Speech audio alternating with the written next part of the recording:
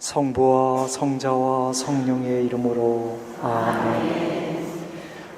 오늘 우리는 성경과 함께하는 사순식이라는 제목으로 함께 1시간 반 동안 피정을 하게 됩니다.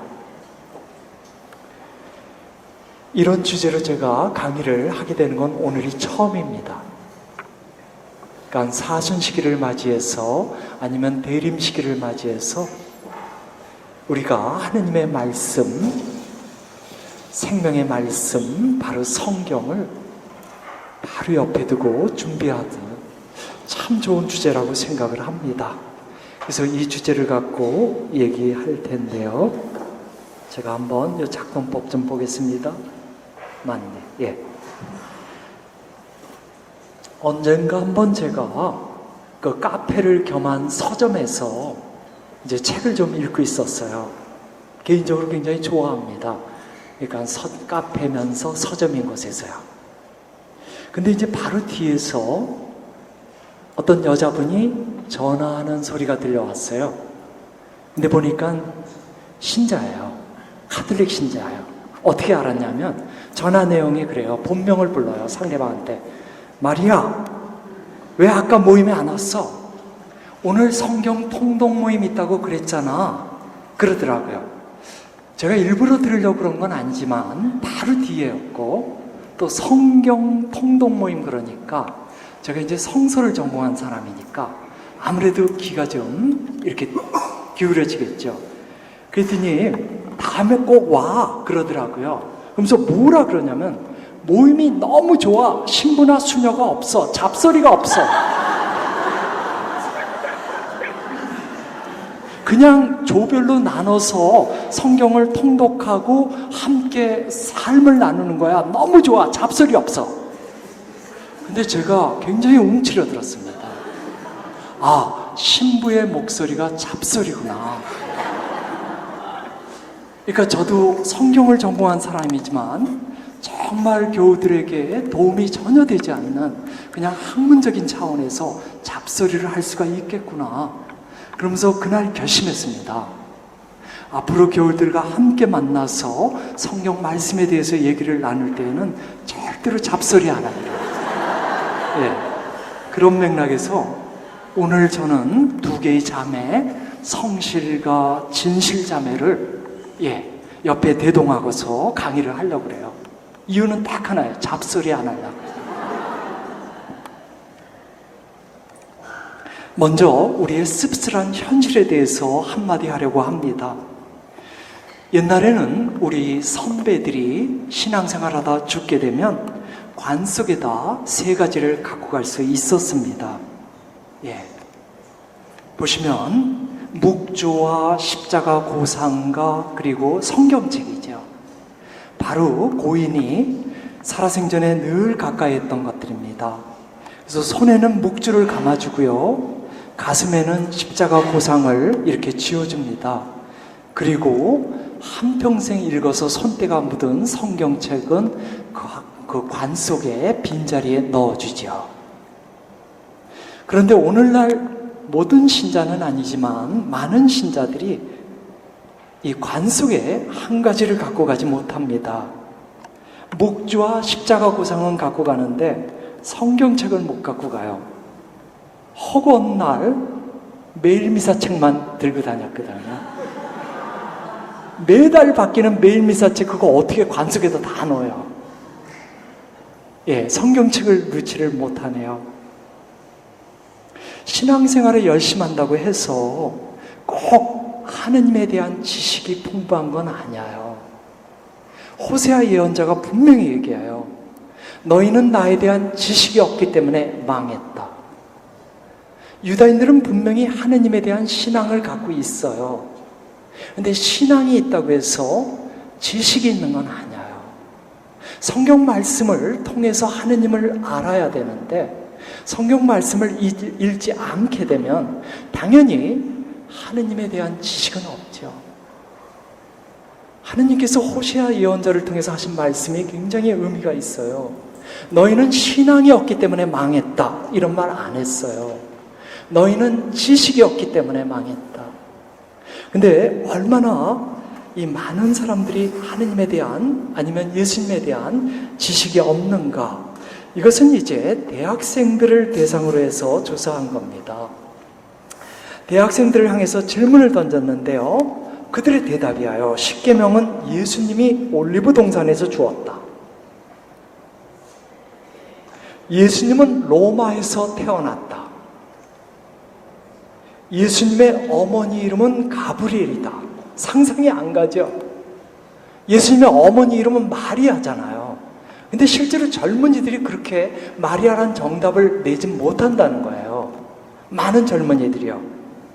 예수님은 오순절에 홍해에서 요한에게 세례를 받았다. 그러니까 요르단강에서 세례를 받은 게 아니라 홍해에서. 그 다음에 예수님은 삼손의 배반에 의해서 십자가에서 못 박혀 죽었는데 그분이 죽은 장소는 베틀레헴이다. 이거 다 틀린 대답이잖아요. 유다가 예수님을 배반했고 예수님은 베틀레헴에서 돌아가시지는 않았죠. 그러니까 무지해도 너무 무지할 정도예요. 물론 20대 대학생들이에요. 그리고 그들이 성경을 정말 안 읽는다는 뜻이겠죠. 초등학교 때 겨우 주일학교 다니다가 중학교 때부터 계속 냉담했고 할 수 없이 가톨릭 대학 들어와서 가톨릭 과목 하나 듣는 거거든요. 그러니까 성경 지식이 너무너무 모르는데 어른들이라고 해서 또 성경 지식이 올바른가 그건 또 아닐 수도 있겠죠. 그런 맥락에서 이번 사순절 동안 성경과 함께 사순절을 보내자는 주제는 참 좋다고 봅니다. 저는 오늘 다양하게 왜 우리가 성경을 가까이 해야 하는지, 그러니까 여러 가지 측면에서 얘기를 하게 될 겁니다.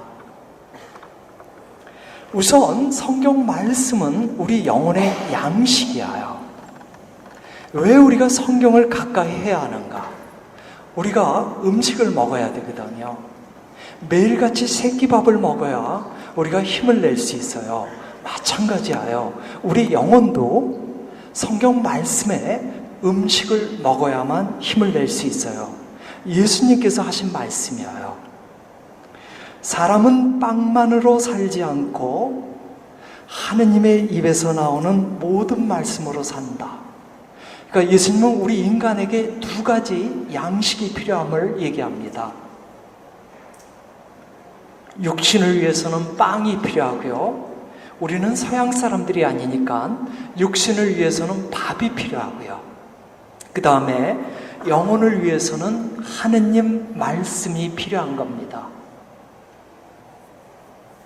우리는 매일같이 육신의 양식을 위해서 밥을 먹고 매일같이 영혼의 양식을 위해서 말씀을 읽어야 돼요. 예수님의 이 말씀에서요, 밑에 거 한번 볼까요? 예수님이 사람이 빵만으로 살지 않고 하느님으로 산다 해도 돼요. 사실은 우리의 아버지이신 하느님, 그 하느님 없이는 우리가 살 수 없으니까 사람이 빵만으로 살지 않고 하느님으로 산다 하시면 충분할 텐데 왜 굳이 하느님의 입에서 나오는 말씀으로 살까요? 우리가 하느님 없이는 못 사는데 하느님과 함께 산다는 건 하느님 말씀으로 산다는 뜻이거든요. 그렇다면 신앙생활하면서 아직까지도 말씀을 매일같이 읽지 않는 분이 있다면 정말 이 순간 한번 생각해 봐야 돼요. 우리가 그냥 세례받고 성사생활만 해서 그 신앙생활이 충분한가? 결코 아니라는 것이죠. 여러 가지에서 이제 결코 아니라는 얘기를 제가 하게 될 텐데요. 인간이 인간답게 살기 위해서는 두 가지 양식이 필요하다. 육신을 위해서는 밥이 필요하고 영혼을 위해서는 성경 말씀이 필요하다. 우리 안에 이걸 새겨줘야 합니다. 내가 읽든 안 읽든 떠나서 정말 나에게 필요하다는 건 내가 알려줘야 합니다. 어떤 사람이 너무너무 바쁘면 밥도 제대로 못 먹죠. 그래도 밥을 먹어야 한다는 건 알잖아요. 그래서 정상적인 삶이 이루어지면 밥을 먹잖아요. 마찬가지로 내가 지금 성경 말씀을 안 읽는다 하더라도 나한테 말씀은 매일같이 필요하다는 걸 알려줘야 합니다. 예, 매일같이란 말을 지금 하고 있는데요, 우리 중에 그 누구도 특별한 상황이 아니면 매일같이 새끼밥을 먹습니다. 그래야만 우리는 하루를 살아갈 수 있습니다. 그리고 새끼밥도 할 수만 있으면 규칙적으로 먹으려고 합니다.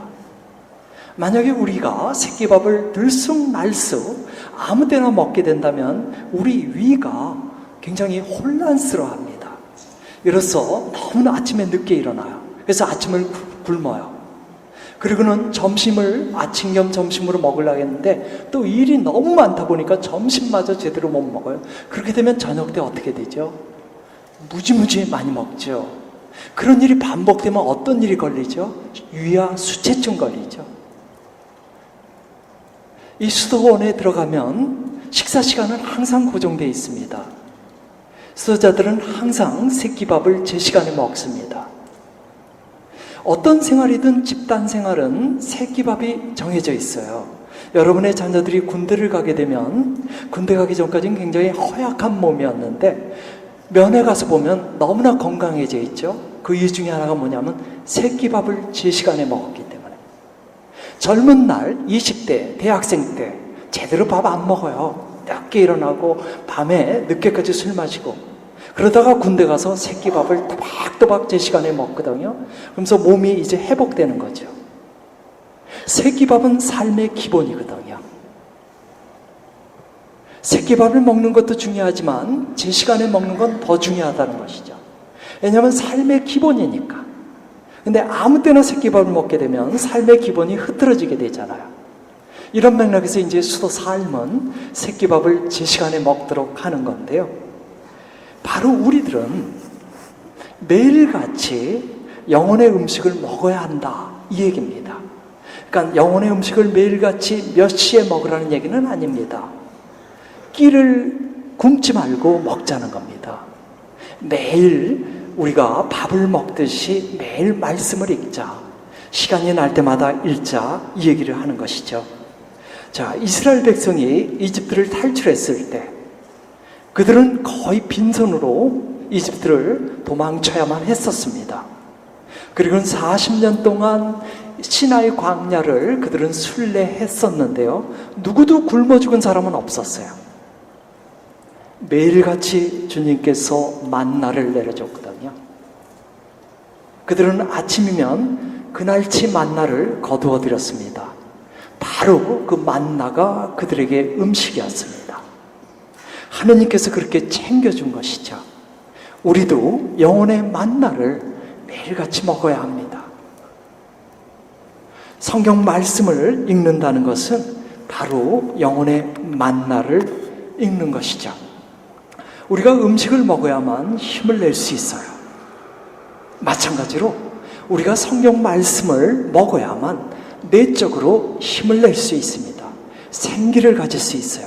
열정을 가질 수 있어요. 다시 한번 힘차게 살 수 있어요. 말씀을 왜 가까이 둬야 하는가? 말씀을 통해서 우리가 안에서부터 살아갈 힘을 얻기 때문이에요. 우리가 신앙생활하면서 말씀 안에서 위로받는 경험들을 가끔씩 하게 됩니다. 이것은 엠마오로 가던 두 제자가 예수님을 만난 다음에 했던 말입니다.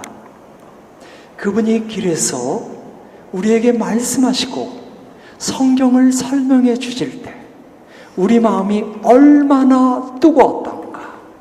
이 가슴이 뜨거워진다는 건 힘이 난다는 것이죠. 살맛이 난다는 겁니다. 그들은 처음에 예루살렘에서 엠마오로 갈 때는 힘없이 갔습니다.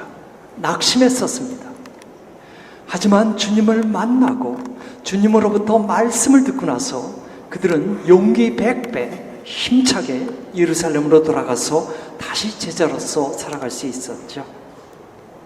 이게 말씀이 주는 힘입니다.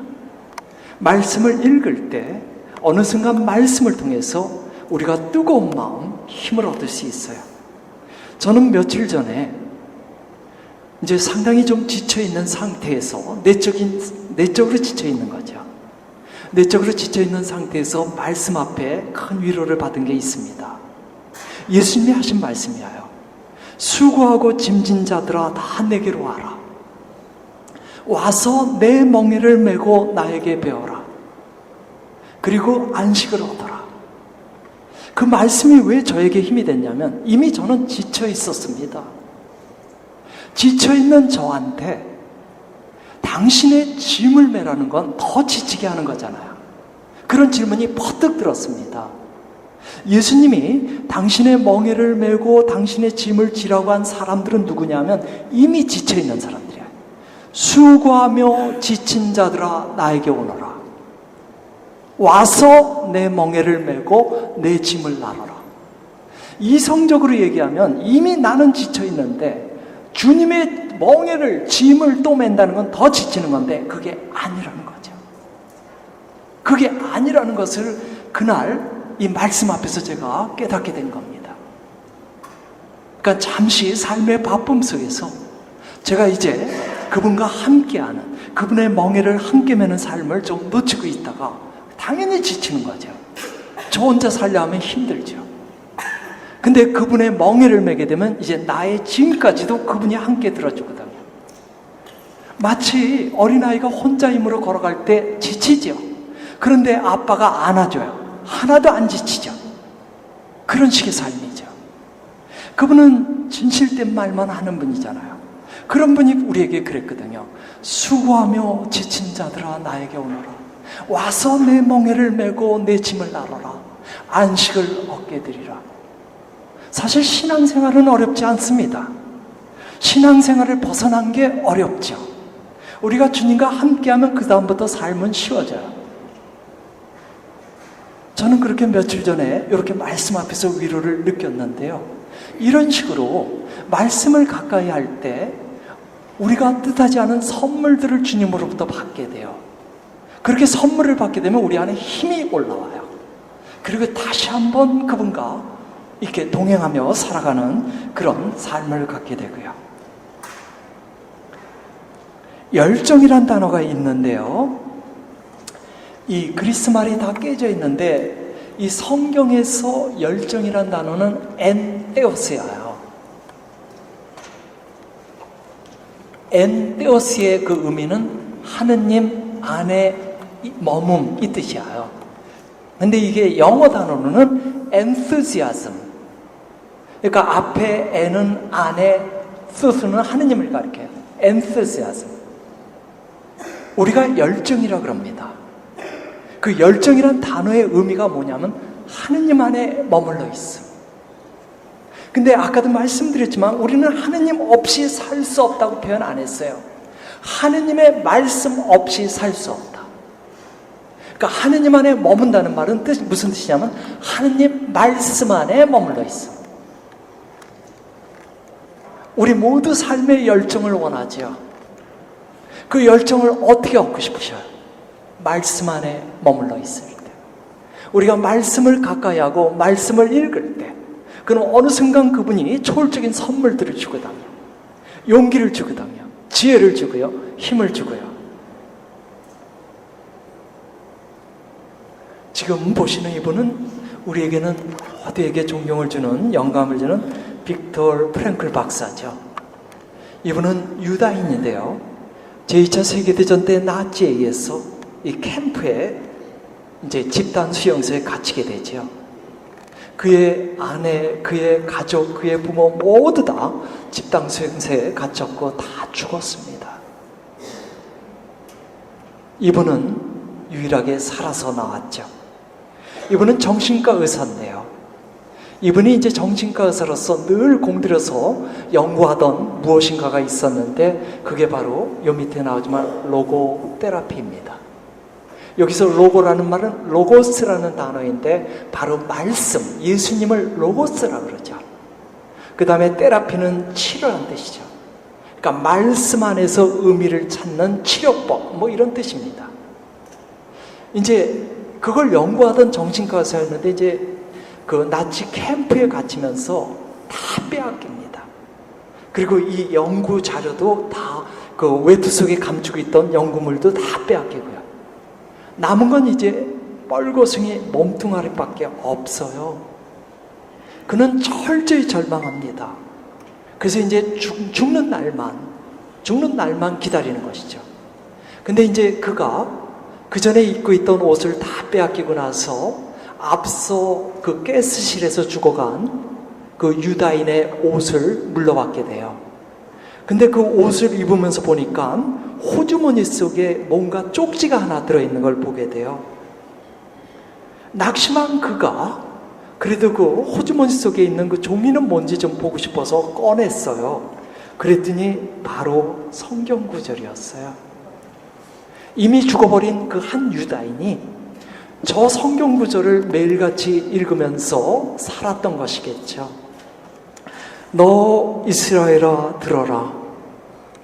우리의 하느님은 주님이시다. 주님 한 분뿐이시다. 마음을 다 기울이고 정성을 다 바치고 힘을 다 쏟아 너의 하느님 야훼를 사랑하여라. 이 성경 말씀을 그가 읽으면서 다시금 살아갈 의미를 찾게 돼요. 인간이 왜 창조되었는가? 어떤 상황에서도 하느님을 찬미하기 위해서, 하느님을 경외하기 위해서 바로 그런 차원에서 의미를 회복한 것이죠. 그래서 프랭클이 이 말씀 앞에서 다시 살아갈 힘을 얻게 되면서 이렇게 고백합니다. 우리 인생의 어떤 험악한 처지에서도 우리가 삶의 의미를 찾을 수만 있다면 우리는 살아갈 힘을 갖는다. 왜 살아야 하는지 이유를 가진 사람은 어떻게든 고통스러운 처지를 견디면서 살아갈 수 있다. 그래서 그는 그 나치 아우슈비츠 수용소에서 왜 살아야 하는지 이유를 갖게 된 사람이었고요. 그런 이유를 갖게 되었기 때문에 결국은 살아서 나옵니다. 엔테오스라는 말, 우리는 열정으로 번역하는데 그 단어의 의미는 하느님 안에 머물러 있음. 그는 아우슈비츠 수용소에서 하느님 말씀 안에, 저 말씀 안에 머물러 있었거든요. 생명력을 잃지 않은 겁니다. 결국은 살아서 나온 거죠. 저는 아침마다 눈 뜨면 어떤 말씀 하나를 항상 기억하면서 그 말씀 앞에서 하루 삶을 봉헌합니다. 그 말씀은 좀 전에 이 말씀입니다.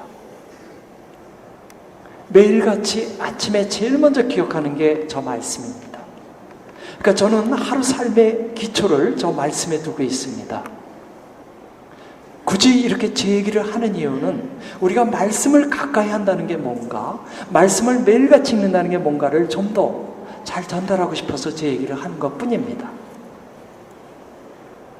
그래서 저는 이제 매일같이 직역한 성경 말씀을 저에게 들려줍니다. 너 이스라엘아 들어라. 너 토마스야 들어라. 우리의 하느님은 주님이시다. 주님 한 분뿐이시다. 온 마음을 다하고 온 목숨을 다하고 온 생각을 다하고 온 힘을 다해서 그분을 오늘 하루 종일 사랑하여라. 좀 전에 얘기한 건 제가 직역한 겁니다. 히브리 성경을요. 우리가 성경 말씀 앞에 머물러 있을 때 어떤 삶의 자리에서도 결국은 삶의 의미를 찾게 됩니다. 다시 얘기하면 열정을 갖게 되는 것이죠. 누구나 살다 보면 어려움을 겪게 되지요. 삶이 뒤죽박죽 되는 경우가 많습니다. 그럴 때마다 말씀 앞에서 다시 우리 삶의 질서를 되찾는 것이죠. 제가 아는 한 자매는 이제 굉장히 섬세한 분인데 아무래도 삶의 아픔 속에서 늘 근심과 걱정이 많습니다. 그리고 두려움도 크고요. 그럴 때마다 스스로에게 뭘 들려주냐면 시편 23장 말씀을 들려줘요. 천천히 들려줍니다. 주님은 나의 목자, 아쉬울 것 없노라. 그러면서 들려주면서 마음속에 이미지를 상상시켜 줍니다, 이분이. 그래서 파란 풀밭, 맑게 흘러가는 시냇물, 편안한 언덕, 그리고 바로 옆에 계신 착한 목자 예수님. 그러면서 자신의 불안했던 마음을 평화롭게 만들어주는 거죠. 단순히 이것이 그 자매의 한 노력이 아닙니다. 그분이 그렇게 할 때 벌써 말씀이 갖고 있는 힘이 그분의 마음을 변화시킵니다. 말씀은 힘을 갖고 있어요. 이제 좀 이따 더 자세히 설명할 거예요. 말씀 자체가 힘을 갖고 있다는 거예요.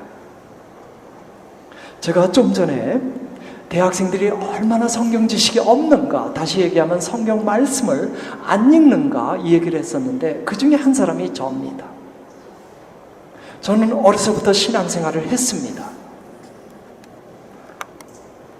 오늘은 제 얘기를 좀 하기로 했다고 그랬죠, 좀 전에.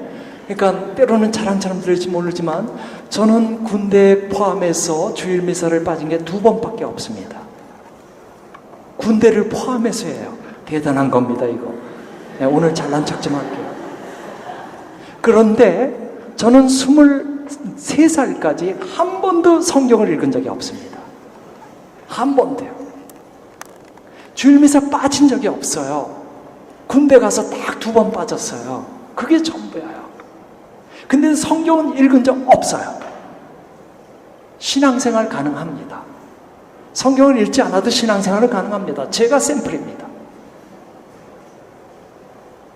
성경을 읽어야 한다는 어떤 생각도 없었고, 주일학교에서 선생님이나 수녀님이 그런 말을 한 적도 없었고, 그냥 미사에만 참석하면 돼요. 그러니 23년 동안 딱 2번 빠진 거예요, 미사. 그렇지만 이게 전부는 아니죠. 아무튼 제가 군대에서 말년에, 제대 말년에 처음으로 성경을 읽게 돼요. 이게 하느님 섭리야. 제대 말년이 되면 우리 남자들은 다 알지만 그냥 할 일이 없어요. 밖에 나가서 노동하는 일도 없고 훈련받는 일도 없어요. 그러면 아침부터 저녁까지 뒹굴고 잠만 자요. 그럼 얼마나 지겹고 심심합니까? 뭐가 읽을 책이 있으면 읽어야 될 텐데 읽을 책도 없어요. 하도 읽어서 달달달달 다 외워요. 근데 유일하게 안 읽은 책이 그 내무반 서고에 있어요. 성경책이에요. 맨날 있었는데 한 번도 안 읽는데 그날은 진짜 미치겠어요. 너무 지겨우니까 성경책을 손으로 뻗어서 읽었어요. 그러니까 지겹고 심심해서 읽은 겁니다, 솔직히. 그래갖고는 무작위로 펼쳤는데 바로 제가 뭘 잘못 눌렀나? 이게 안 넘어가요? 예, 제가 뭘 잘못 누른 뭔가? 제가 아마 위에 거를 뭘 눌러서 그랬나? 되나? 예, 이 성경 구절이었어요. 씨 뿌리는 자의 비유하여. 그냥 무작위로 펼쳤는데 이게 제가 제 인생에서 처음으로 23살 때 읽은 말씀이에요. 그분의 은총이죠. 근데 이 말씀이 들어온 겁니다. 특별히 어떤 부분이 들어왔냐면 가시덤불에 떨어진 씨앗. 가시덤불에 떨어진 씨앗이 가시에 의해서 숨이 막혔다는 내용이 굉장히 저한테 크게 왔습니다. 저는 하여튼 그날부터 해서 제대하는 그날까지 제 입에서는 대중가요가 입에 나온 적은 없습니다. 매일같이 성가만 불렀습니다. 완전히 주님을 말씀 안에서 만났던 거죠. 어쩌면 그때 제가 처음으로 주님의 제자가 된 순간이었을 겁니다. 그 전까지 저는 예수쟁이예요. 예수님을 주님으로 고백하는 세례받은 예수쟁이. 하지만 제자는 아니었어요. 근데 그날 제자가 된 거죠. 이렇게 얘기하는 이유가 있습니다. 주님께서 그랬거든요. 너희가 내 말 안에 머무르면 참으로 나의 제자가 된다. 이 말은 뒤집어서 얘기하면 너희가 내 말을 읽지 않으면, 너희가 내 말 안에 머무르지 않으면 아직은 제자가 아니다. 그런 뜻이거든요. 우리가 세례받았다고 해서 자동적으로 그분의 제자가 되는 건 아니에요. 예수님이 승천하시면서 사도들에게 명령합니다. 너희는 만방에 나가서 복음을 선포하고 모든 영혼들에게 세례를 주어라. 그러면서 하시는 말씀이 있어요. 그들을 가르쳐서 제자로 만들어라. 말씀을 통해서 가르침을 주어서 제자로 만들어라. 자동적으로 제자가 되는 것은 아니라는 것이죠. 태초부터 말씀이었던 바로 그 예수님, 그 예수님을 우리가 잘 알려면은 그분의 말씀, 성경 말씀을 읽어야 된다라는 뜻이겠죠. 예수님, 가족들이 예수님을 만나러 왔을 때 예수님께서 한 말이에요. 누가 내 어머니이고 내 형제들이냐? 내 어머니와 내 형제들은 하느님의 말씀을 듣고 실행하는 사람들이다. 그러니까 성경 말씀이 얼마나 우리에게 중요한가를 알려주는 거죠. 누가 나의 예수님의 형제자매인가? 말씀을 듣는 이들, 그 말씀을 실행하는 이들. 우리가 뭔가 하느님의 뜻을 실천하려면 말씀을 읽어야겠죠. 말씀 속에 그분의 뜻이 들어있으니까요. 말씀은 너무나 소중해요. 특히 삶의 시련과 고난의 자리에서는 더욱더욱 소중하죠. 자꾸 위에를 눌러서 그렇구나. 제가 죄송합니다. 밑에 누를게요. 구엔 반 투안 출경님, 그 사이공의 보좌 주교로 있다가 감옥에 갇혔던 분이었죠. 지금은 천국에 계시고요. 이제 월남 베트남이 공산화되면서 13년 동안 감옥살이를 하신 분입니다.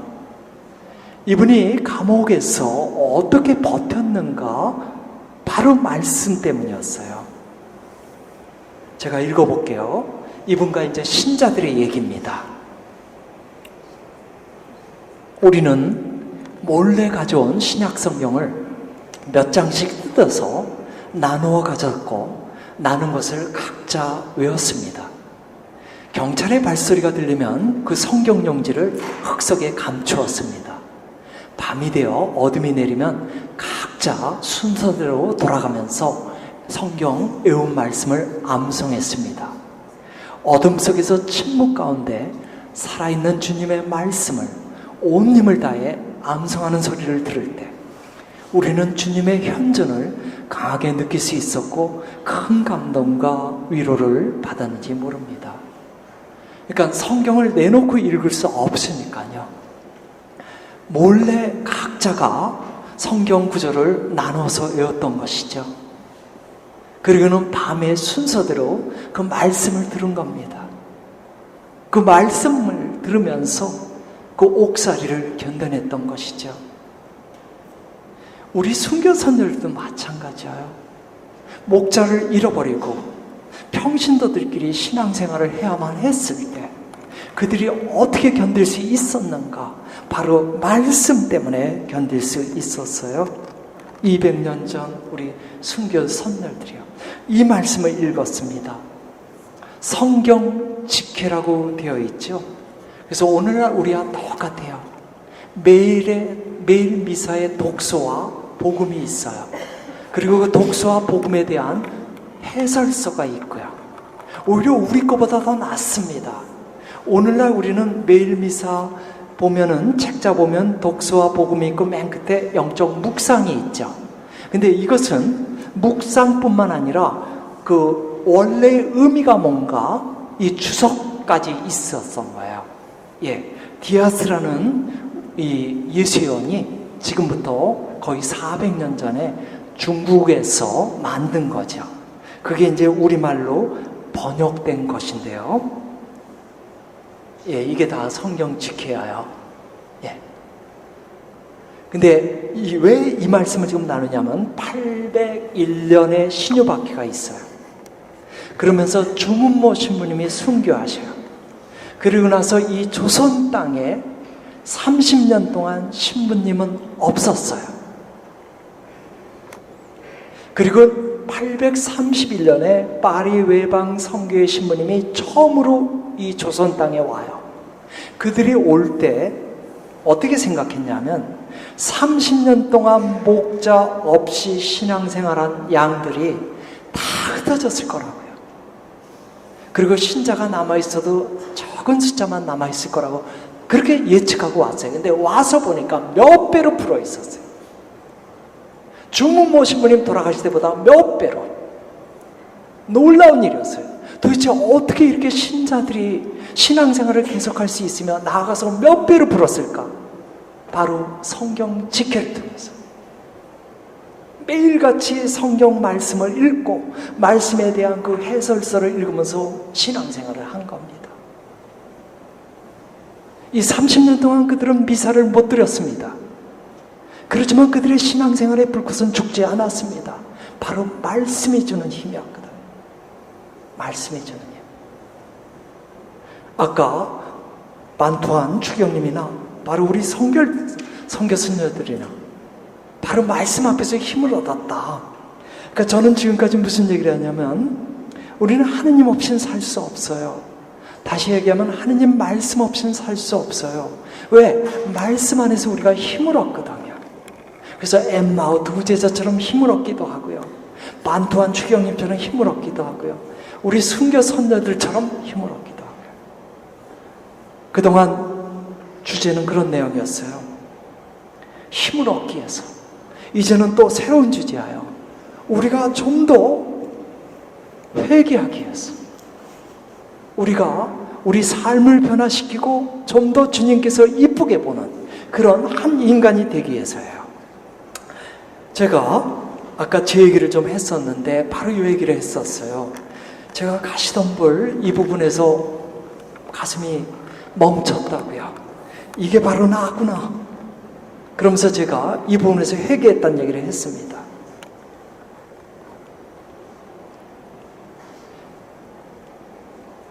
우리가 회개하기 위해서 변화하기 위해서는 말씀 앞에서 도전을 받아야 합니다.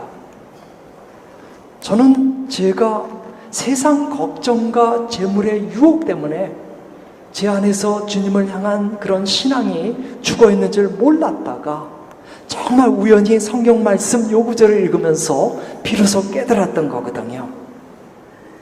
누구든지 우리가 정직한 마음을 갖고 말씀을 읽게 되면 말씀 때문에 변화될 수 있어요. 변화 성장할 수 있습니다. 이것은 하워드 캐리라고 의사인데요. 하워드 캐리 박사인데 이분이 했던 말이에요. 누구든지 정말 정직한 마음을 갖고서 성경 말씀을 읽을 경우 그의 본성이 바뀌게 된다. 사람이 바뀐다는 얘기인데 본성이란 단어를 썼어요. 이거 좀 이따 더 자세히 설명할게요. 아무튼 이 잔스 하킨스 대학의 이 캐리 박사는 무슨 얘기를 하냐면 우리가 말씀을 정직하게 읽을 때 이런 식으로 변화된다는 거예요. 술 주정뱅이가 완전히 새 사람이 되고요. 돈밖에 모르던 사람이 이제 나눌 줄 아는 사람이 되고요. 늘 부정적인 말만 입에 내뱉었던 사람이 이제 긍정적인 말만 내뱉을 수 있게 되고요. 항상 우울한 기분을 갖고 살던 사람이 용기를 내서 상큼한 그런 마음을 갖고 살 수 있고요. 그러니까 말씀의 능력 앞에서 그 사람이 변화된다라는 거예요. 정직하게 말씀을 읽게 되면요. 그러니까 말씀이 갖고 있는 능력이 그를 바꿔준다는 것이죠. 어떤 사람이 성적으로 타락되어 있을 때 늘 습관적으로 어떤 성적 죄를 범죄할 때 그런 사람조차도요, 인간의 의지로는 변화를 못 시킬지 몰라도 말씀이 변화시킬 수 있다는 거예요. 그래서 제가 아우구스티누스를 소개하려고요. 우리 다 잘 알잖아요. 아우구스티누스는 10대 후반부터 성에 노출되었던 사람이죠. 그래서 자기보다 연상의 여자와 동거 생활을 했었죠. 그리고 이미 10대 후반에 아들을 낳았습니다. 어머니 모니카의 간절한 애원과 기도 덕분에 이제 아우구스티누스는 더 이상 그런 생활을 해서는 안 된다는 걸 알게 됩니다. 그리고 이제 20대 후반에 이제 약혼녀와 약혼을 하게 되는데, 그래도 그는 30대 중반까지 거리의 여자들을 찾아 나서게 됩니다. 이런 얘기들이 다 저 고백록 속에 다 들어가 있죠. 그는 분명히 알아요. 순결한 마음, 하느님과 함께 하고 싶어요. 그런데 성적으로 철저히 타락된 그의 그 세계는 계속해서 그의 뜻과는 관계없이 무너져 버립니다. 32살 때예요. 그는 밀라노 대학에서 가르치고 있었는데요. 그날은 그가 너무 괴로워서, 같은 문제예요. 성적인 순결을 갖지 못하는 그 상태 때문에 너무너무 괴로워서 이제 정원 마당에서 앉아서 울고 있었습니다. 그가 울고 있었어요. 정말 하느님을 향해서 순결한 마음만 봉헌하고 싶은데 또 그렇지 못한 자신의 상태를 보고 너무 절망해서 정원 벤치에 앉아서 그가 울고 있었습니다. 근데 바로 옆에 담이 있었고 담 뒤로 어린 소녀들이 뭔가 놀이를 하고 있었는데, 아마 우리를 치면 줄넘기를 하고 있었던 것 같아요. 근데 줄넘기를 하는데, 노래를 부르면서 줄넘기를 하는데 노랫소리가 들려요. 노랫소리 내용은 톨렐레께 톨렐레께예요. 그건 그 어린아이들이 하는 노래예요. 근데 그게 어떻게 들렸냐면 성경을 집어들고 읽어라, 이렇게 들려왔습니다. 그러니까 톨레레께라는, 톨레란 집어라, 레께란 읽어라예요. 성경이란 말은 없어요. 근데 집어들고 읽어라, 톨레레께, 이 말이 그에게는 성경을 집어들고 읽어라를 그렇게 들려왔어요. 그래서 그가 그가 로마서 성경을 갖고 있었거든요. 성경을 펼쳐서 읽게 돼요. 그런데 그야말로 무작위로 펼친 거죠. 무작위로. 근데 이 구절이야. 대낮에 행동하듯이 품위 있게 살아갑시다. 흥청대는 술잔치와 만취, 음탕과 방탕, 다툼과 시기 속에 살지 맙시다. 그 대신에 주 예수 그리스도를 입으십시오. 그리고 욕망을 채우려고 육신을 돌보는 일을 하지 마십시오. 이 말씀을 읽게 돼요. 그야말로 은총이에요. 무작위로 그렇게 펼쳤는데요. 이 말씀이 그에게 그대로 들어와요. 가시덤불에 떨어진 씨앗이 저에게 들어온 거와 비슷한 케이스죠. 물론 제가 아우구스티누스 성인에게 비교하면 안 됩니다. 그냥 예를 들고자 해서. 그러면서 그가 그 순간에 변화가 돼요. 그래서 이렇게 얘기해요. 나는 어떤 것도 필요하지 않다. 이 성경 구절의 마지막에서 좀 전에 바로 그 로마서 말씀, 즉시 밝은 빛이 내 마음에 넘쳤고 의심의 모든 어두움은 사라져버렸기 때문이다. 이게 말씀의 능력입니다. 우리 중에 누군가가 자신의 안에 있는 무질서한 모습 때문에 변화되기를 원한다면 그냥 의지적으로 노력하지 마시고, 그런 노력이 필요하지만 그보다 더 중요한 건 말씀이에요. 말씀 앞에 굴복하고 내어막히고 나를 변화시켜 주기를 의탁해야 돼요. 말씀의 능력이 필요하거든요. 악습이라는 건 너무나 큰 에너지이기 때문에 내 의지로는 안 돼요. 말씀의 능력이 있게 되면 한순간에 변화되거든요. 지금 두 번째로 하고 싶은 얘기, 왜 성경을 가까이 해야 되는가? 변화되기 위해서. 계속 그분의 모습을 담기 위해서, 내 안에 있는 어지러운 모습들을 좀 정리정돈하기 위해서. 주님께서는 지금 이 순간에도 우리 모두를 향해서 얘기하고 계셔요. 톨레레께 톨레레께.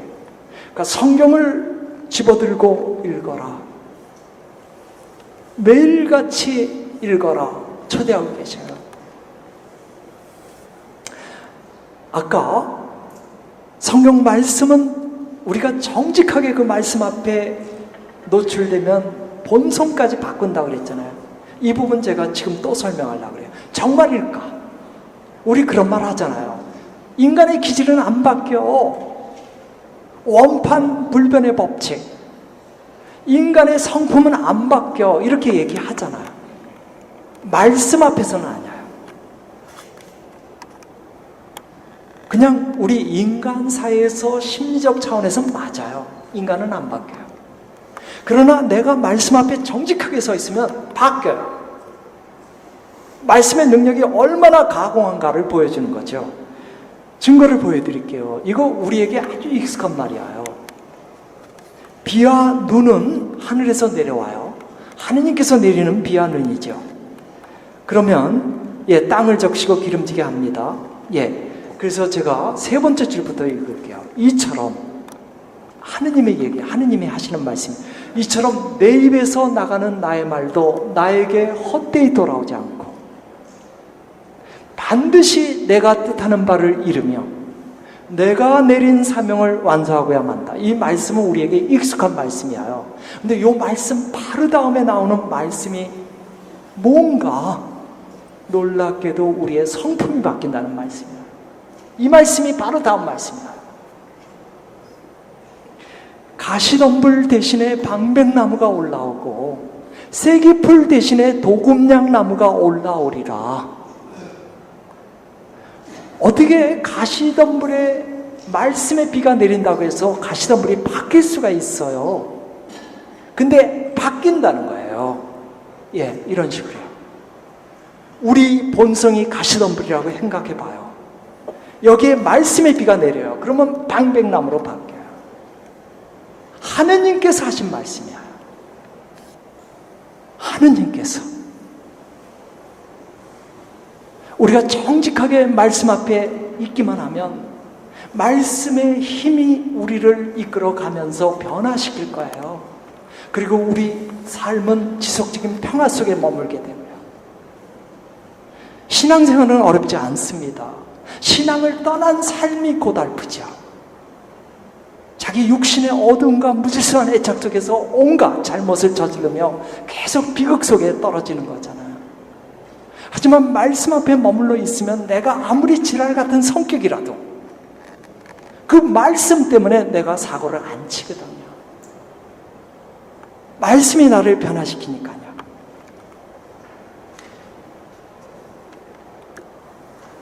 그래서 말씀의 능력을 한번 제가 또 읽어볼게요.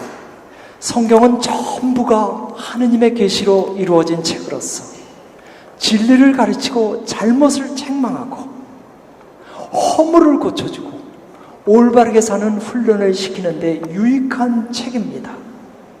이 책으로 하느님의 일꾼은 모든 선한 일을 할 수 있는 자격과 준비를 갖추게 됩니다. 말씀이 어떤 힘을 갖고 있는지를 지금 보여주는 거죠. 제가 이 시계가 없어서 12시 10분에 끝나는 거죠. 그렇죠? 그래서 12시 5분 되면 저한테 손 좀 들어주실래요? 제가 자꾸 강의하면서 이걸 보니까 분심이 되네요, 저에게. 12시 5분에. 말씀을 가까이 두는 이유는 말씀 때문에 힘을 받으니까, 영혼의 음식을 얻고 힘이 나니까, 또 말씀을 가까이 하게 되면 우리가 변화할 수 있으니까. 그리고 이 변화는 이제 성숙을 향해서 나아갈 거니까요. 예수님께서 제자들과 함께 할 때 제자들은 이미 믿음이 있는 제자들이에요. 그런데도 그 제자들한테 가끔 꾸짖을 때가 있어요. 이 믿음이 작은 자야. 작은 믿음. 이 말은 뭐야? 큰 믿음도 있다는 뜻이죠. 이 믿음이 작은 자야. 우리의 믿음은 끊임없이 작은 믿음에서 큰 믿음으로 성장해야 돼요. 이렇게 믿음이 작은 믿음에서 큰 믿음으로 성장하려면 뭐가 필요할까? 바로 말씀을 가까이 두고 읽어야 돼요. 이제 세 번째 주제로 넘어가는 거예요. 우리의 믿음이 성장하기 위해서는 성경 말씀을 읽어야 한다. 성경을 읽게 되면 성경에서 믿음이란 명사는 드물게만 나옵니다. 정말 드물게. 믿다라는 동사는 자주 나와요. 특별히 요한복음을 보면요, 요한복음에서는 한 번도 믿음이란 명사는 안 나와요. 한 번도 안 나와요. 하지만 믿다라는 동사는 98번 나와요. 성경 저자들이 하나같이 믿음이란 명사를 사용을 안 해요. 드물게 사용하죠. 요한은 아예 사용하지 않아요. 다 의도적인 거예요. 믿음은 정적인 게 아니라 끊임없이 동적으로 움직이는 성장하는 것. 작은 믿음에서 큰 믿음으로 성장하는 거기 때문에 성경에서 명사는 안 나오는 겁니다. 명사는요. 우리가 세례받고 나서 믿음이 끝, 그게 아니라는 거예요. 세례받고 나서 그 믿음은 계속해서 성장해야 되니까 동사라는 단어만 썼던 것이죠. 그러니까 믿음의 성장이 얼마나 필요한가를 얘기하는 거죠. 그러니까 98번 믿다라는 단어만 쓴 거잖아요. 신앙생활을 좀 오래 하다 보면 믿음의 성장이 이룬 것처럼 보일 수도 있어요. 근데 우리가 정말 정직하게 나의 믿음이 성장했는가 이렇게 객관적으로 좀 보면 다 아닐 수도 있어요. 신앙에는요, 성숙한 신앙도 있지만 익숙한 신앙도 있어요. 어떤 사람이 예비자로서 신앙생활을 시작하게 되면, 그리고 세례를 받고 나서 이제 정식으로 신앙생활을 하면 모든 게 낯설어요. 모든 게 낯설어요. 하지만 이렇게 미사를 계속해서 참석하다 보면 몇 달도 안 돼서 모든 게 익숙해져요. 더구나 신앙생활 10년, 20년 해보세요. 다 익숙하죠. 그 익숙한 신앙이 성숙한 신앙은 아닙니다. 더더구나 성경 말씀을 안 읽으면서 신앙이 성숙해진다는 건 한계가 있습니다.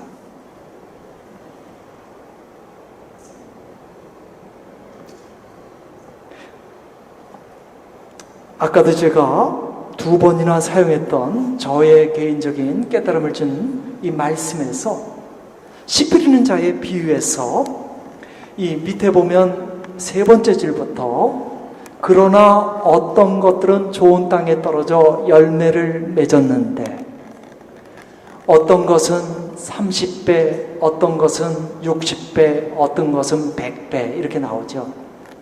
여기서 씨앗은 말씀이에요. 이건 말씀이에요. 우리 모두가 마음의 밭을 갖고 있고요. 그 마음의 밭에 씨앗이 떨어지는데 그게 말씀이에요. 성경 말씀. 제가 방금 전에 뭐라 그랬냐면 신앙 성장이 성경을 읽지 않고 가능한가? 지금 이게 예수님이 하신 말씀이거든요. 말씀의 씨앗이 나에게 떨어져서 내 안에서 30배, 60배, 100배가 커야 되거든요. 말씀을 읽어야 씨앗이 떨어지죠. 이건 논리적으로도 너무 맞는 얘기잖아요. 말씀을 안 읽으면 씨앗이 떨어질 이유가 없죠. 씨앗이 떨어질 때 어떤 사람은 30배, 어떤 사람은 60배, 어떤 사람은 100배라는 거죠. 우리가 말씀을 아무리 바빠도 읽을 수 있어요. 예를 들어서 지하철을 타고 출퇴근하시는 분이라면 지하철 안에서 스마트폰으로 인터넷 신문을 볼 수도 있지만 말씀을 읽을 수 있어요. 만약에 자가용으로 출근한다면 그 자가용에 있는 라디오로 뉴스를 들을 수도 있지만 말씀을 들을 수도 있어요. 요즘은 우리가 신앙생활을 할 수 있도록 말씀을 들을 수 있도록 다 귀에 들려오는 말씀이 있거든요. 사실 생각해 보세요. 우리가 지하철 안에서 맨날 인터넷으로 신문이나 다른 걸 보면서 5년 동안 했을 때와 매일같이 지하철 안에서 5년 안에 말씀을 읽을 때와 어떤 게 우리에게 영혼에 유익할까요? 그 인터넷 봐봤자거든요. 맨날 같이. 하지만 말씀하면 머물러 있으면 좀 전에 얘기한 것처럼 힘을 얻을 수 있고요. 변화될 수 있고요. 말씀이 우리에게 능력을 주거든요. 성경은 성경을 읽는 이와 함께 성장한다. 이것은 성서학자였던 그레고리오 교황이 한 말입니다. 성경은 성경을 읽는 이와 함께 성장한다. 보시는 이분은 미국 분입니다. 왈레스 루이스. 이분은 문필가예요. 이분은 그리스도교 신자들을 싫어합니다. 왜냐하면 사이비 교단이라고 생각해요. 근데 이 사람에게 돈이 많은 친구가 있었어요. 그 친구도 무신론자예요. 그래서 둘이 의기태 앞에서 우리 그리스도교를 조롱하는 책을 쓰기로 했습니다. 그리스도교가 얼마나 허무맹랑한 종교인가. 이런 종교 생활을 더 이상은 사람들이 못하게 해야겠다. 그래서 이 사람이 문필 능력이 있기 때문에 많은 자료들을 수집해서 그리스도교를 이제 공격하기로 한 거죠. 그래서 이 사람이 이스라엘도 가게 되고요. 성경도 읽게 됩니다. 그 이유는 딱 하나입니다. 우리를 조롱하기 위해서요. 그래서 많은 자료들을 모으면서 이제 비판적인 글을 쓰기 시작했는데, 그러다가 이 사람이 성경 앞에서 완전히 신자가 돼버려요. 말씀의 능력 앞에서. 이 사람은 정직하게 읽은 것도 아니에요. 삐딱한 시선에서 읽었는데 그 삐딱한 시선조차도 말씀의 능력 앞에서 무력해진 거예요. 그래서 그는 그동안 모았던 자료를 버리기가 너무 아까워서 그리스도교를 공격하기 위해서 썼던 자료들을 반대로 그리스도교를 옹호하는 자료를 씁니다. 그가 쓴 책은 이겁니다. 배너입니다. 배너는 영화로도 나왔죠. 왈레스는 180도 완전히 딴 사람이 돼버려요. 말씀 앞에서 그렇게 된 거죠. 우리에게 익숙한 분 한 분 있어요. 안토니 블룸 대주교님. 이분이 쓴 책 중에 저 두 권의 책이 굉장히 유명하죠. 기도의 체험, 살아있는 기도. 근데 이분은 젊은 날 신자가 아니었어요. 이분은 공산당원이었습니다. 그래서 그리스도교를 너무너무 미워했어요. 근데 굉장히 명석한 사람이에요. 그래서 이 사람은 왈레스하고 똑같이 그리스도교를 조목조목 공격해서 더 이상은 그리스도교가 이 땅에 뿌리를 못 내리도록 하기로 작정했어요. 그래서 이제 그리스도를 공격하기 위해서 우선 좀 성경을 좀 읽어야 되잖아요. 그래서 예수님에 대해서 공격해야 되니까 복음서를 읽기로 했는데요. 시간이 아까워요. 그래서 마테오, 루카, 요한복음은 안 읽기로 합니다. 마르코 복음이 제일 짧으니까 마르코 복음을 택해요. 그것을 읽고 나서 자신에게 명석한 지혜와 함께, 지능과 함께 공격하게 돼요. 근데 마르코 복음을 읽다가요, 신앙의 눈이 열려요. 그래갖고는 다시 읽게 돼요. 두 번째 읽고 나서 신자가 돼버려요. 좀 전에 제가 소개한 기도의 체험에 보면 나와요. 이 내용이. 내가 어떻게 해서 신자가 되었는가.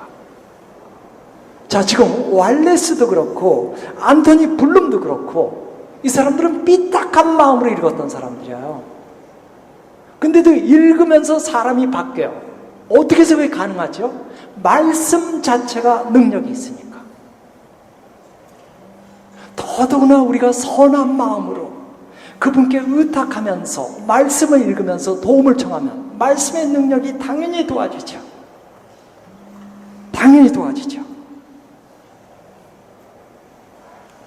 말씀이 힘을 갖고 있다는 말은 우리가 성경을 읽을 때 우리가 읽는 게 아니라 말씀이 나를 읽도록 해야 된다는 뜻이에요. 그게 또 정직한 태도고요. 그러니까 내가 사실 성경을 읽지만 사실 나는 성경 앞에 내가 서 있는 거예요. 성경 말씀이 나를 이끌어가는 거거든요. 어떤 사람이 훌륭한 스승을 찾아왔습니다. 영적인 스승을요. 그래갖고는 뭐라 그러냐면 제가 사람이 되려면 어떻게 합니까? 제가 인간다운 인간이 되려면 어떻게 합니까? 그렇게 물어봅니다. 그랬을 때 그 스승이 물어봐요. 그대는 성경을 읽었는가? 그 사람이 자랑스럽게 대답합니다. 저는 성경을 3번이나 통독했습니다. 성경은 굉장히 두껍잖아요. 구약과 신약 얼마나 두꺼워요. 그걸 3번 읽었으면 대단하죠. 근데 스승이 뭐라 그러냐면 아주 딱딱한 어조로 그대가 성경을 3번이나 읽었다고? 그럼 성경이 그대를 몇 번이나 읽었는가? 그러니까 우리가 성경을 읽을 때 성경이 나를 읽도록 해야 돼요. 제가 구체적으로 예를 들어볼게요. 자, 부자 청년의 비유가 있어요. 예수님께서 부자 청년을 사랑스럽게 보시면서 그래요. 모든 것을 가난한 이들에게 나눠주고 너는 나를 따르라. 그랬을 때 부자 청년이 슬픈 얼굴이 돼서 돌아가요. 예수님을 따라가지 않아요. 그러면 그 부분에서 나는 어떤가 이렇게 질문하는 게 바로 성경이 나를 읽는 거예요. 혹시나 나도 움켜쥐는 건 없는가? 주님이 나를 따르라 초대해서 내가 그분을 따라가고 있는데 지금 이 순간 내가 이 말씀을 읽고 있는데 주님께서 나와 함께 하자고 하는데 내가 움켜쥐고 있는 건 없는가? 또 다른 예를 들어볼게요. 이제 우리가 언젠가 착한 사마리아인의 비유를 읽게 돼요. 근데 예수님께서 그 사마리아인의 비유를 들려주면서 자, 강도를 만난 사람의 이웃은 누구냐고 물어봐요. 말씀에 나와요. 그럼 거기서 나도 물어보는 거예요. 나는 지금 누구의 이웃인가? 이런 식으로 던져보는 겁니다. 그러니까 성경이 나에게 질문할 수 있도록 내가 열어주는 겁니다.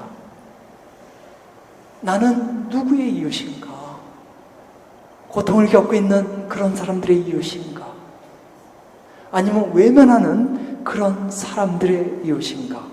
예.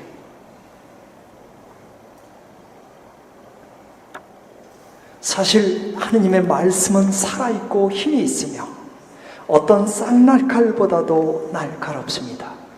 그래서 사람 속을 꿰찔러 혼과 영을 가르고 관절과 골수를 갈라 마음의 생각과 속셈을 가려냅니다. 공산당원을 갑자기 변화시킬 수 있는 능력이 있는 것은 바로 말씀이 저런 거기 때문에요. 쌍날칼보다도 더 아름답기 때문이죠. 성경을 읽으면서 말씀이 나에게 질문할 수 있도록 하기 위해서 제가 도움말을 하나 드릴게요. 성경을 읽을 때 그 성경책을 지저분하게 만들어야 돼요. 그러니까 펜을 들고요. 손에 펜을 들고 읽어야 돼요. 성경은 모름지기 그렇게 읽어야 돼요. 성경책을 읽으면서 나에게 불분명한 거, 나에게 이해하기 어려운 구절 밑줄을 그어야 돼요. 또 내가 받아들일 수 없는 거, 내가 이해는 하지만 받아들일 수 없어요. 부자 청년처럼 반감을 일으키거나 불편한 밑줄을 그어야 돼요. 그리고 떠오르는 생각을 옆에다 적어야 돼요. 정말 그렇게 하셔야 합니다. 가톨릭 서점에서 책이 안 팔린다고 수녀님들이 야단인데 다른 책은 안 사도 좋으니까 성경책은 그냥 북북 긁고 낙서하고요. 다 끝나면 새로 또 사세요. 좀 가톨릭 출판사 좀 살려주세요. 성경은 손때 묻은 책을 읽고 또 읽고 또 읽고 하는 거 아닙니다. 왜냐하면 하느님은 늘 새롭게 말씀하시기 때문에 손때 묻은 책, 예전에 내가 감동받았던 부분 그걸 보면 거기 묶여버려요. 그렇기 때문에 늘 새롭게 말씀하시는 그분을 만나기 위해서는 성경책 끝나면 새 책을 사야 돼요.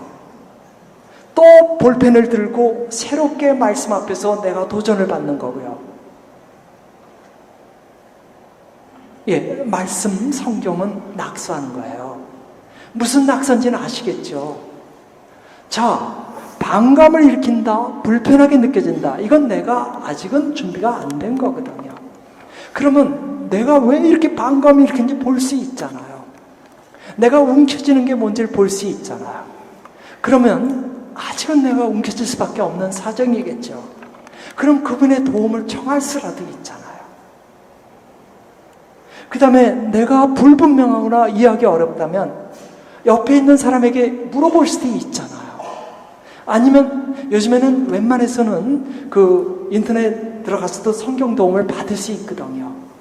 쳐볼 수 있거든요. 내가 이해하지 못하는 부분, 그럼 답이 나오거든요. 그래도 알기 어려우면 때로는 성서를 전무한 사람한테 물어볼 수도 있잖아요. 아니면 성경 공부반에 갈 수도 있고요. 중요한 건 그겁니다. 성경을 그냥 읽는 게 아니라 읽으면서 밑줄을 긋고 적어야 한다는 거. 성경을 위해서는 절대로 돈을 아껴서는 안 된다는 거. 예, 성경을 위해서는요.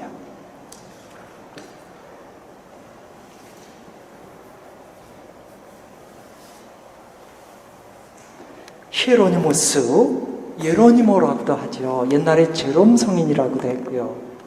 그분이 한 말이 하여 성경을 모르는 것은 그리스도를 모르는 것이다. 바로 이 부분이에요. 우리가 성경을 읽지 않고도 신앙생활을 할 수 있습니다. 하지만 예수님을 향한 우리의 사랑, 그리고 예수님을 향한 우리의 봉헌은 한계가 있습니다. 우리가 그분을 알면 아는 만큼 더 사랑할 수 있고, 더 사랑하기 때문에 그분을 더 잘 섬길 수 있어요. 근데 우리가 그분을 몰라요. 왜 모르는가 하면 그냥 신앙생활만 하지 성경은 안 읽거든요.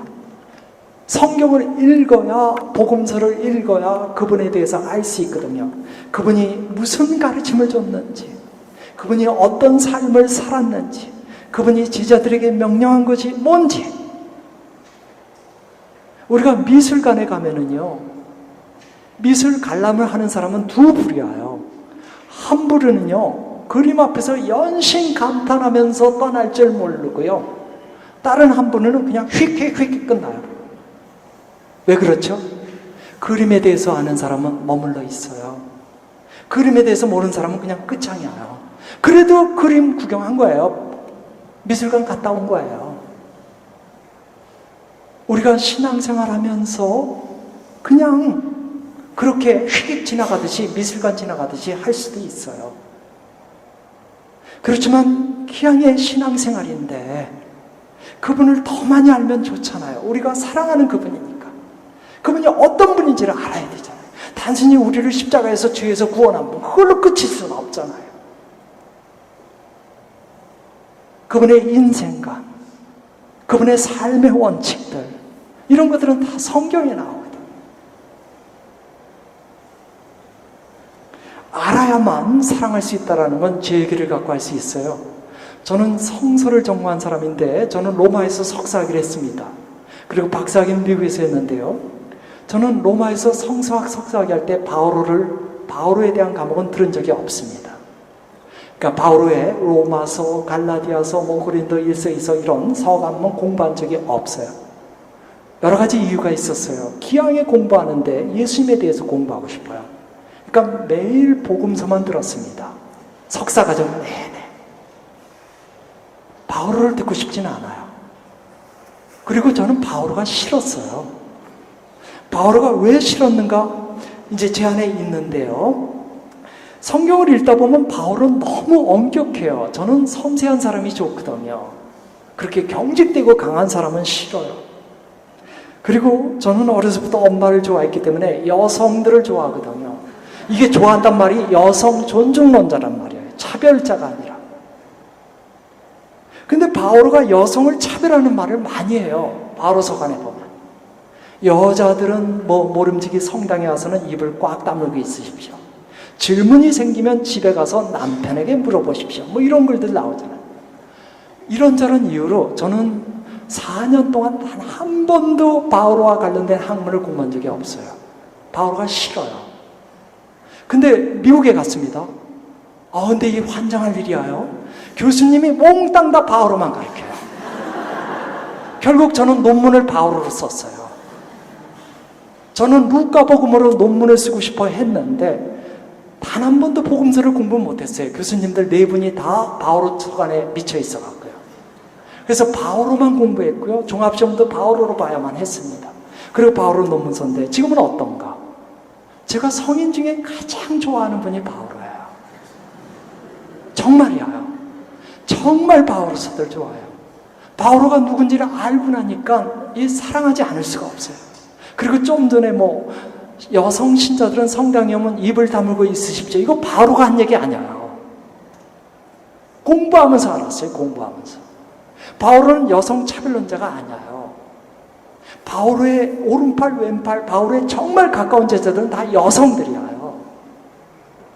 이런 거 하나도 몰랐어요. 예수님도 마찬가지일 거예요. 우리가 예수님을 안다고 얘기하지만 모를 거예요. 제가 바오로 대충 알고 있던 것처럼. 실제로 알고 나면 그분은 정말 또 다른 분일 거예요, 예수님. 히에로니모스가 그랬잖아요. 성경을 모르는 것은 예수 그리스도를 모르는 것이다. 우리가 그분을 믿을 수는 있어요. 하지만 모르는 그분을 믿는 거예요. 모르는 그분. 계속해서 히에로니모스가 한 말 볼게요. 성경을 사랑하십시오.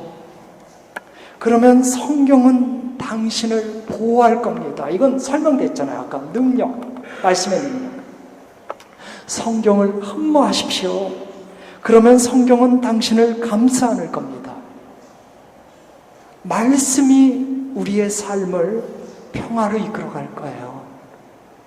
말씀이 우리의 삶을 그분에게서 늘 동행하도록 해줄 거예요. 그리고 특별히 어떤 말씀을 품에 안는 것 중요해요. 우리가 이제 매일같이 성경 말씀을 읽지만 그걸 떠나서라도 제가 아까 그랬어요. 저는 아침에 일어나면 제일 먼저 너 이스라엘아, 너 토마스야 들어라. 너의 하느님은 한 분이신 주님이시다. 온 마음을 다하고 온 힘을 다해 그걸 품는다 그랬죠. 그런 식으로 어떤 말씀을 내 것으로 품는 건 필요해요. 그래서 하루를 살면서 자주 내 안에 있는 그 말씀을 의지하는 거예요. 그러니까 성경을 늘 읽는 것도 중요하지만 어떤 말씀을 완전히 내 안에 내 말씀으로 만들어버리는 거예요. 아까 제가 소개했던 어떤 자매, 늘 걱정이 많았던 자매, 시편 23장에 의지한다고 그랬죠. 그런 식이에요.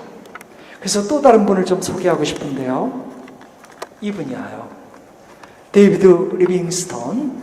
이분은 아프리카의 복음 선교를 위해서 자신의 청춘을 바친 분이죠.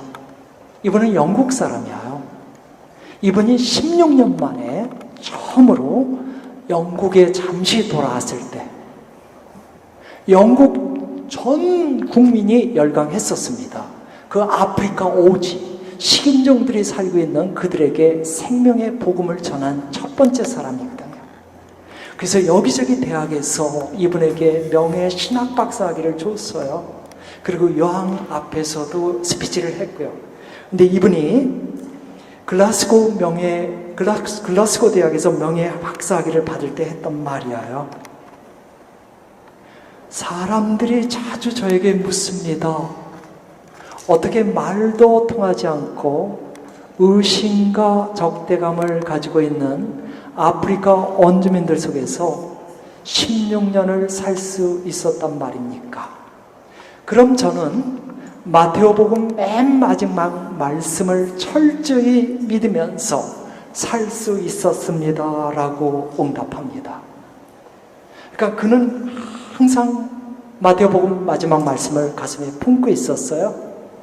마테오복음 마지막 말씀 이겁니다. 내가 세상 끝날까지 언제나 너희와 함께 있겠다. 그래서 그는 사자에게 물리면서 왼쪽 발이 떨어져 나갔을 때에도, 열병에 3번인가 쓰러져 죽을 지경이 되었을 때도 이 말씀과 함께 일어났어요. 우리 각자에게는 정말 나의 말씀이 되는 게 있어요. 저에게는 이스라엘아 들어라고요. 어떤 분에게는 시편 23장이고요. 어떤 분에게는 저 마태복음 28장 20절이고요. 그래서 나의 말씀, 하루 종일 살아갈 때 내가 의지하고 내가 힘을 얻을 수 있는 말씀을 찾아야 합니다. 예. 계속해서 이번엔 조금 방향을 바꿉니다. 우리가 하느님께 청원 기도를 많이 드리잖아요. 우리 삶은 그분의 도움이 없이는 살 수 없어요. 그렇기 때문에 살아가면서 그분에게 청할 기도가 너무너무 많죠. 나이가 많은 분들이라면 어린 손주들을 위해서, 그들의 건강을 위해서, 그들의 반듯한 삶을 위해서 기도해야 되고요. 사업을 하는 분이라면 사업이 망하지 않도록 주님께서 돌봐주시도록 간절히 기도할 것이고, 직장을 다니는 분이라면 명예퇴직해서 빨리 은퇴하지 않을 수 있도록 기도하겠죠. 아무튼 무엇이든 하느님 도움이 없이는 살 수 없는 일들이 너무 많으니까 우리가 청혼 기도를 드리잖아요. 그 청혼 기도를 드릴 때 보다 강력하게 청혼 기도를 드릴 수 있는 방법이에요. 그분의 말씀을 이용하는 거예요. 그분의 말씀은 하나같이 약속이에요. 하나같이 약속. 그 약속을 이용하는 거예요. 이용이란 단어는 좀 뺍시다. 그 약속에 의지하는 거예요. 어린아이가 말을 안 들을 때 엄마가 그래요. 너 제발 좀 조용히 해. 그래도 말을 안 들으면 엄마가 이 아이를 좀 잠재우기 위해서 너 조용히 하면 자전거 사줄게 그러잖아요. 근데 실제로 자전거 사주면 하면 추워도 없어요. 하도 아이가 공공장소에서 떠드니까 할 수 없이 한 말이에요. 하지만 아이는 절대로 안 잊어요. 조용히 하죠. 당연히 자전거가 나올 거니까. 집에 돌아서 졸르죠. 엄마가 약속했잖아. 약속은 약속이에요. 성경 말씀은 하나같이 그분의 약속인데 그 약속을 갖고서 청하는 거예요. 이런 식으로요. 주님, 지금 저는 어려움을 겪고 있습니다. 그런데 주님께서 다음과 같이 약속의 말씀을 했습니다. 내가 너를 구원하였으니 두려워하지 마라. 내가 너를 지명하여 불렀으니 너는 나의 것이다. 주님, 저는 주님의 이 약속이 진실하다는 것을 알고 있습니다. 저는 지금 주님의 약속에 의지해서 마음의 담대함을 가지려 합니다. 어려움이 인간적으로 너무 벅차게 다가오지만 저는 당신의 사람이기에 극복할 수 있음을 믿습니다. 이 어려움 중에서도 저와 함께 계시는 주님을 진심으로 찬미합니다. 이런 식으로. 또 다른 예를 보여드릴게요. 주님, 당신께서는 가브리엘 천사를 통해서 성모님에게 이렇게 말씀하셨습니다. 하느님께 불가능한 일은 없다. 또 주님 친히 간질병에 걸려있는 아이의 아버지에게 이렇게 말씀하셨습니다. 하실 수 있으면이 무슨 말이냐. 믿는 이에게는 모든 것이 가능하다. 주님, 제가 오랜 세월 갖고 온 저의 악습으로 인해 너무나 자주 당신께 범죄하고 있습니다. 저를 단단히 얽매고 있는 이 죄의 사슬을 제 힘으로 끊을 수 없습니다. 하지만 주님께서는 어떤 불가능도 없사옵니다. 그러니 저 또한 성모님의 믿음을 갖고서 당신께서 저의 이 죄의 사슬을 끊어줄 것임을 믿게 하소서. 또 당신의 그러한 역사에 제가 믿음으로 응답하게 하소서. 그러니까 제가 예를 드리는 겁니다. 어떤 식으로 하는 것인가? 하나만 더 예를 드릴게요. 나의 주님, 지금 제 영혼은 신음하고 있습니다. 제 마음은 우울함으로 가득 차 있습니다. 모든 게 엉망인 것 같고 저라는 인간은 살아야 할 가치가 없는 것처럼 옵니다. 그런데 주님께서 이렇게 말씀했습니다. 내 영혼아, 어찌하여 녹아내리며 내 안에서 신음하느냐. 하느님께 바라라. 나 그분을 다시 찬송하게 되리라. 나의 구원을. 주님, 저는 이 말씀을 믿기에 용기를 내어 오로지 당신만을 바라다 봅니다. 어두운 가운데서 빛을 비춰주시는 당신만을 바라다 봅니다. 저의 유일한 희망이 되시는 주님께 도움을 구합니다. 제 안에 당신의 평화를 주소서, 힘을 주소서. 다시금 제 입술로 당신을 찬미하며 생을 찬미할 수 있게 해주소서. 이런 식으로요. 그분의 약속을 갖고 기도하는 겁니다. 그분의 약속은 진실된 약속이에요. 아까도 말씀드렸지만 부모가 허탕으로 약속을 했어도 일단 약속하면 지켜야만 해요.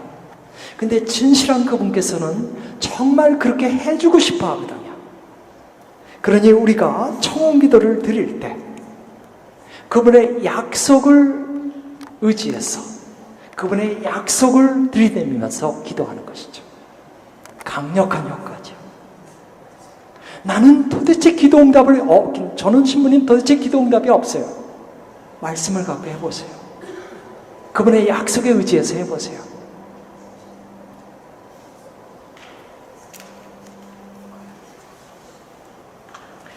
우리가 살다 보면 매일같이 물론 성경을 읽어야죠. 영혼의 음식이니까. 하지만 어떤 경우에는 강제 급식을 할 경우가 있어야 합니다. 단어가 굉장히 좀 강하죠. 집중 금식이라고 했어요. 성경 말씀에 집중 급식이 필요하다. 예. 만약 고통과 시련 중에 있는 사람이 성경 말씀을 평소에 읽지 않던 사람이라면 적어도 그 시련의 때만큼은 그 고통의 시간만큼은 강제 급식을 해야 된다는 거예요. 이 자리에 오신 여러분들, 오늘 이 자리에 오지 못한 친구들에게 가서 전하세요. 성경을 매일 읽으면 너무 좋죠. 그게 주님의 뜻이죠. 근데 그래요, 안 읽을 수도 있어요. 하지만 그 사람이 어려움 중에 있으면 강제 급식, 강제로 먹이는 거예요. 강제로. 그거 얘기하세요. 아무리 평소에 성경을 안 읽었어도 그때는 읽어야 돼요. 삶의 고통과 혼란 속에 있을 때는 진짜 필요해요. 강제 급식이에요. 저는 너무 답답해요. 평소에 물론 안 읽는 거 이해해요. 좀 전에 제가 하느님은 원하지만 그랬잖아요. 그렇지만 삶이 지금 혼돈과 절망과 낙심 속에 있는데도 안 읽어요. 그건 아니죠.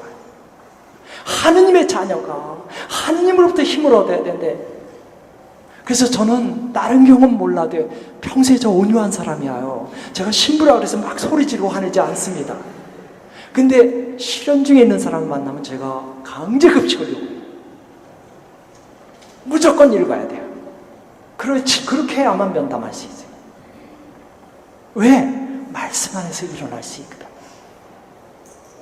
정말 다른 데는 몰라도 어려움 중에서는 강제 급식이 필요해요. 저희 수도원에서는 이제 사제로서 살아가는, 수도자로서 살아가는 이 회원들 중에 누군가가 흔들릴 수 있잖아요. 보따리를 몇 번 싸거든요, 저희들의 소망은 딱 하나예요. 예수의 영으로서 로만 칼라 한 채로 관 속에 들어가는 거.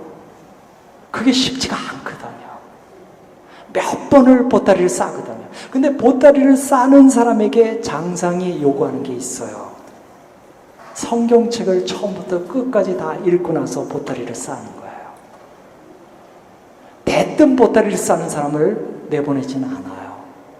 만류를 해요. 그리고는 강제급식, 집중급식을 해요. 적어도 구약성경 창세기부터 신약성경 요한복음까지 끝까지 다 읽은 다음에 그러면 나가도 좋다. 그전에는 안 된다요. 그러니까 성경의 집중급식은 정말 필요하다는 것이죠. 우리가 너무나 힘들 때요. 너무나 힘들 때. 조니 에릭슨 타다 17살 때 이 목 아래가 전신마비자가 돼요. 다이빙을 하다가 잘못해가지고 목이 부러져 버려요. 그러면서 한평생 지금 살아있는데 지금 이 순간까지도 이분은 누워만 있습니다. 그리고 누군가의 도움으로 저렇게 휠체어에 앉을 수 있습니다.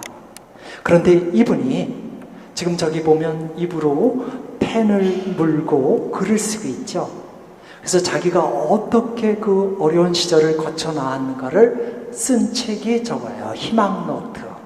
여러분들 중에 원하시면 저 책을 좀 사서 읽으시면 많이 도움받을 거예요. 그가 17살에 쓰러졌을 때 철저히 절망하고요. 살 마음은 없어요.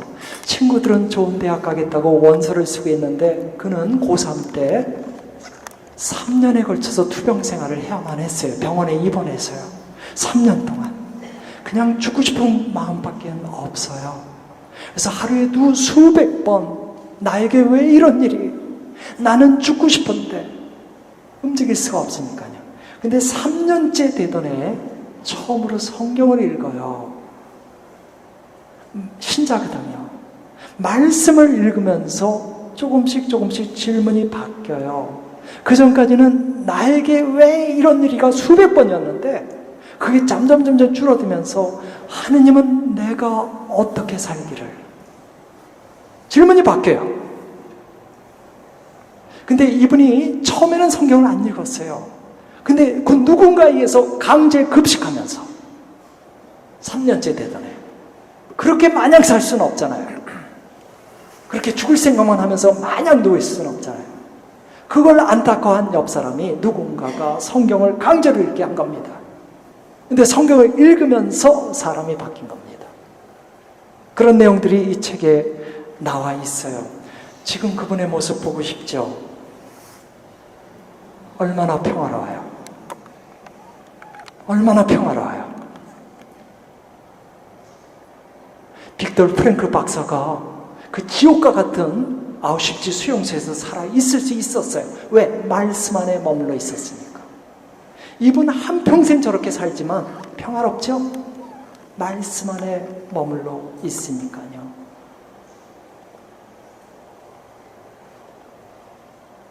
성경에 대한 무지는 가파른 벼랑이며 깊은 심연이다. 성경을 읽는 것은 죄에 맞서는 큰 보호수단이다. 그러니까 성경을 읽을 때 우리는 보호받을 수 있지만 성경을 읽지 않게 되면 언제 낭떠러질지 모르는 그런 가파른 벼랑을 걷는 거나 마찬가지예요.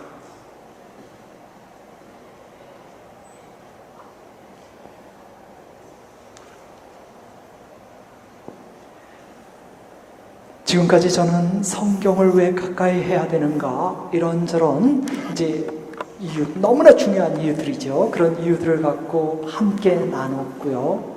그 다음에는 이제 하느님께 기도할 때, 청원기도 드릴 때 그분의 말씀과 함께 기도하는 것은 정말 좋다, 이런 얘기를 했고요.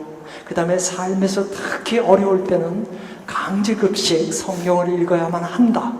그리고 그런 날은 하루 종일 읽으셔야 돼요. 강제급식이라는 건 찔끔 먹는 게 아니에요. 계속 읽는 겁니다. 눈물 속에, 아픔 속에, 한숨 속에서 강제급식이에요. 강제란 단어를 계속 기억해야 돼요. 너무 힘들면 읽고 싶은 마음 없어요.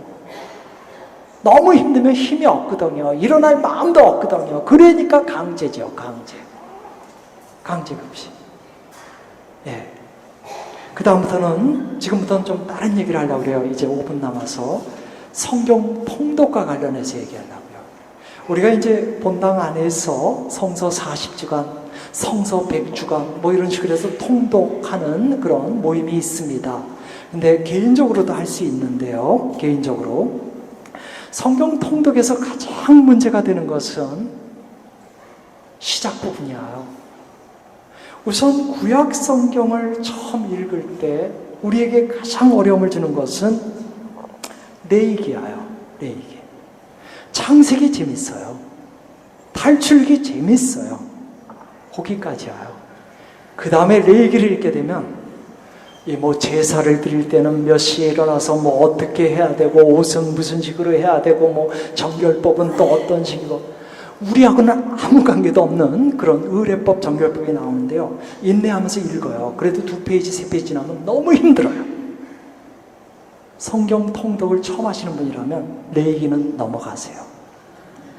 아니, 통독을 하기 위해서예요. 하기 위해서. 레위기를 언제 읽을 거냐? 다 읽고 나서. 다 읽고 마지막으로 읽으라는 거예요. 그러니까 구약 성경을 읽을 때 우리에게 커다란 장애물은 레위기니까 레위기를 통과하는데, 그래도 그냥 통과하는 게 너무 좀 찜찜하면 레위기 19장 18절만 읽으세요. 왜냐하면 레위기 전체를 한마디로 압축한 게 레위기 19장 18절이에요. 내 이웃을 내 자신처럼 사랑하라. 가장 큰 계명 중에 하나가 그게 핵심이니까요. 그래서 레위기 19장 18절만 읽고 통과하세요. 그러면 나머지는 또 재밌어요. 재밌어요. 그 다음에 신약성경이죠. 신약성경 펼치면 또 장애물이 나타나요. 예수님의 족보가 나오는데 발음하기도 어려운 유다인들의 이름이 줄줄이 사탕으로 해서 한 3페이지 나와요. 너무 힘들어요. 그래도 인내하면서 읽으면 좋고요. 힘드시면 통과하세요. 그 부분. 어느 부분부터 있냐면 그리하여 성모 마리아에게서 예수가 태어났다. 그렇다고 해서 읽지 말란 얘기가 아니에요. 제 말은 마태복음 끝까지 다 읽은 다음에 그 족보를 읽으세요. 그러니까 저는 정말 도와주고 싶은 마음으로 하는 말이에요. 무시하라는 뜻이 아니에요. 좋은 마음으로 시작했는데 우리가 굴복해요. 많은 사람들이 굴복해요. 레위기에서 굴복하고 신약성경 족보에서 굴복해요. 그래서 나머지 너무나 좋은 말씀들을 다 못 읽게 돼요. 이거 친구들한테도 알려주세요. 하느님은 우리가 인간의 어떤 어려움을 무시하기를 원하지 않거든요. 나중에 다 읽을 때는 저절로 읽을 수 있어요. 레위기와 족보를요. 예, 이제 끝났습니다. 예, 기도로서 끝내겠습니다.